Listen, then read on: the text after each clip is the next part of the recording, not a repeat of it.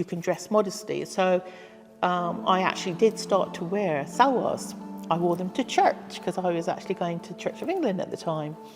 And everybody loved the fact that I wore these bright colours, you know, and I wasn't afraid to wear these, you know, dresses and trousers. My daughter's doing their exams and, you know, asking questions. My girls are very good at asking questions.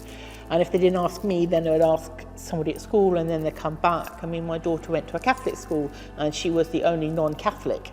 You know, she used to correct what they're saying about Mary, you've got to pray to Mary.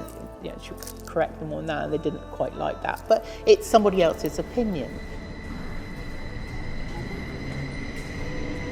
For me, the pinnacle I had a thing, I used to go to London on my own and see a theatre production on my birthday, or nearabouts of my birthday. And it was just for me, you know, to do something for me. Leicester Square. Right, I'm on my own, sun shining. There is a table, there is Qurans, and this guy called to me, he said, come. So he said, are you interested? So I said, yes, I've looked at Islam, I've looked at the differences in the faith that I think I've got, and you have to look.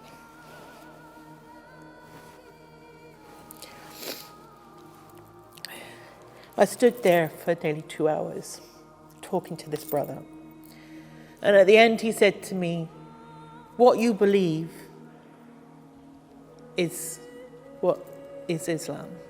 One God, not three. God wasn't born. He doesn't have a son. He doesn't have a wife. He doesn't need to eat, doesn't need to sleep. He's always there. And he said, do you believe that? So I said, yes. He says, do you believe in the prophets? The angels? And I said, yes, of course. You know, I believe I've always believed in those that have come before, you know, Moses, Abraham, you know, Jesus. I told him I struggled with the Trinity. And he said, there is no Trinity. And I said, no, I've proven that for myself. There is no Trinity.